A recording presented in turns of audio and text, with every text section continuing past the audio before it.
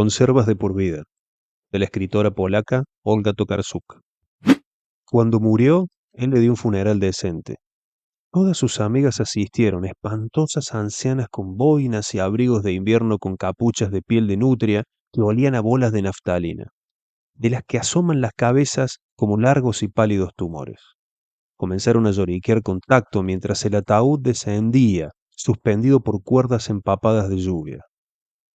Luego, apiñadas en pequeños grupos, bajo los domos de patrones improbables de sus sombrillas plegables, se dirigieron a sus paradas de autobús.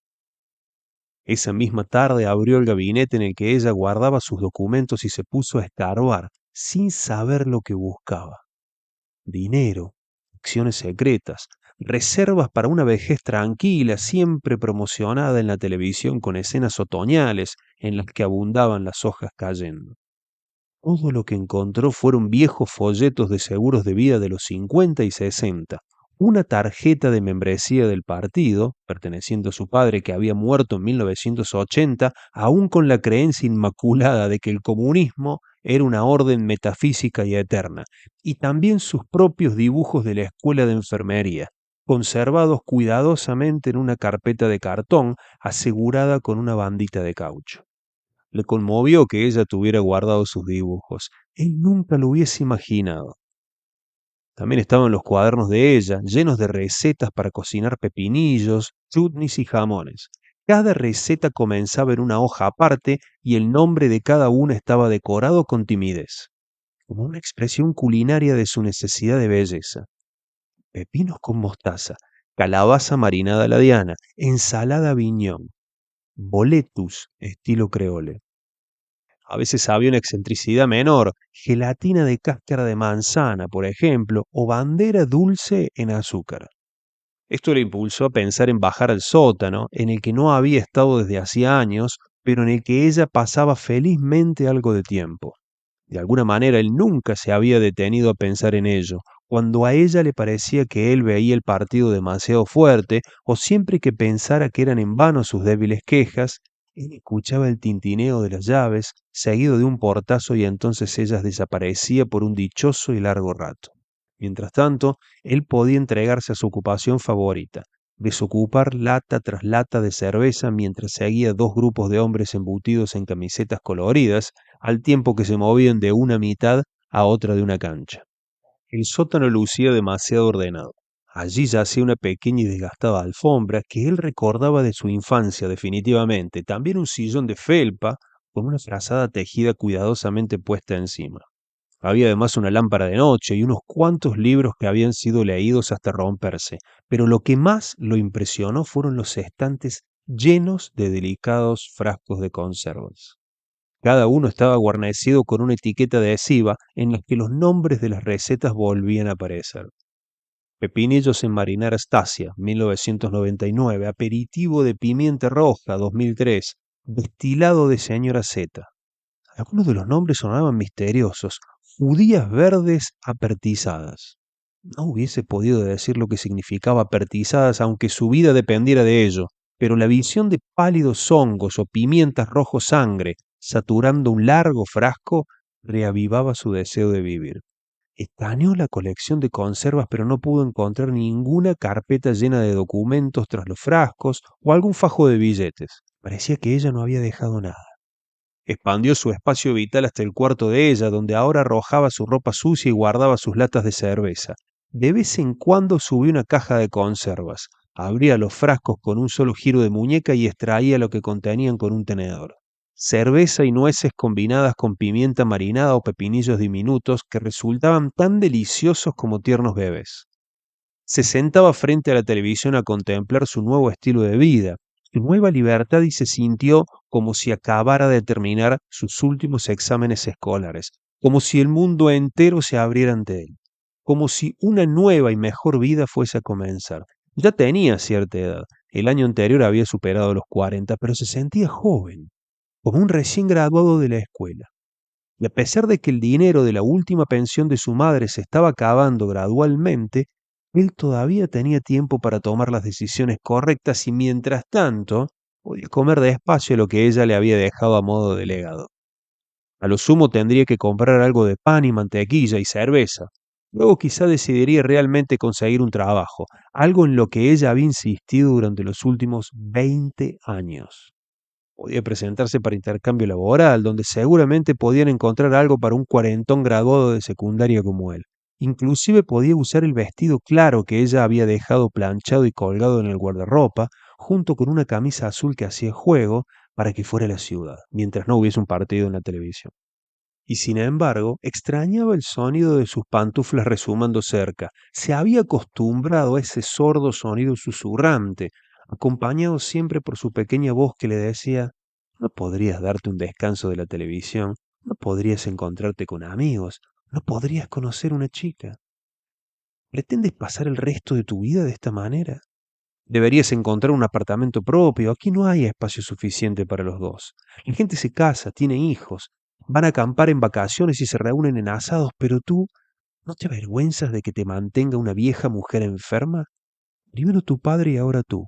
Tengo que lavar y planchar toda tu ropa, además de cargar las compras de la casa. La televisión siempre me perturba, no puedo dormir, pero tú te sientas frente a ella hasta el amanecer. ¿Qué demonios ves toda la noche? No puedes nunca aburrirte de eso. Ella solía insistir aún durante horas antes de detenerse, así que él se compró unos audífonos. De alguna manera esa había sido una solución. Ella no podía escuchar la televisión y él no podía escucharla a ella.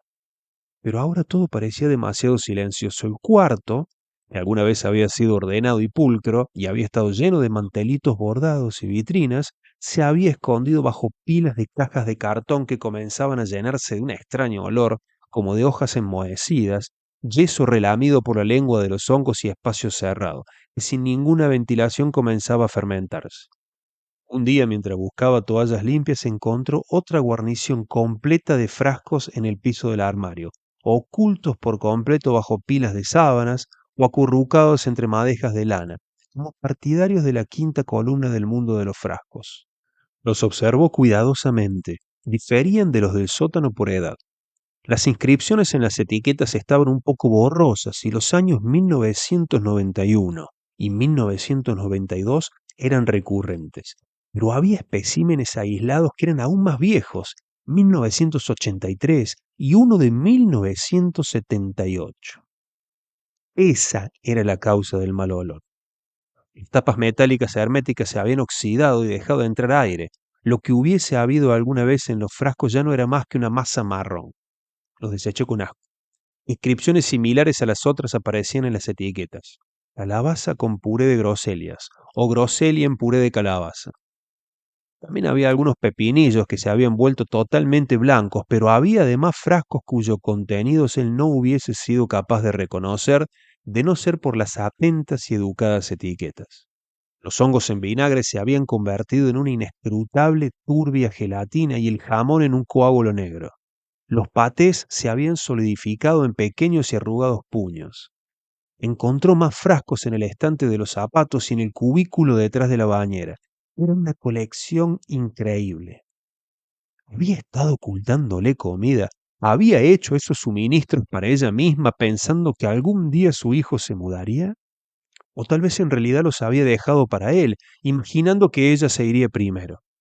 Después de todo, las madres mueren antes que sus hijos, así que quizá ella quería cuidar de su futuro con todos aquellos frascos. Examinó las conservas con una mezcla de afecto y disgusto hasta que se topó con uno bajo el lavaplatos de la cocina marcado como cordones de zapato en vinagre 2004. Y eso debió alarmarlo. Observó las tiras de café enrolladas en una pelota flotando en salmuera con negras costras de pimienta de Jamaica sobre ellas, y se sintió incómodo. Eso fue todo. Cuando él se quitaba los audífonos y se dirigía al baño, ella salía de la cocina donde había estado esperándolo, arrastrando los pies para cortarle el paso. Todos los polluelos dejan el nido, es el orden natural, los padres merecen un descanso, esa ley aplica para toda la naturaleza. Así que ¿por qué sigues molestándome? Deberías haberte mudado hace mucho tiempo y conseguido una vida para ti mismo, se quejaba. Luego, mientras él intentaba eludirla dócilmente, ella lo tomaba por la manga y su voz se hacía más aguda, casi un chillido. Merezco una vejez tranquila. Déjame en paz. Deseo descansar.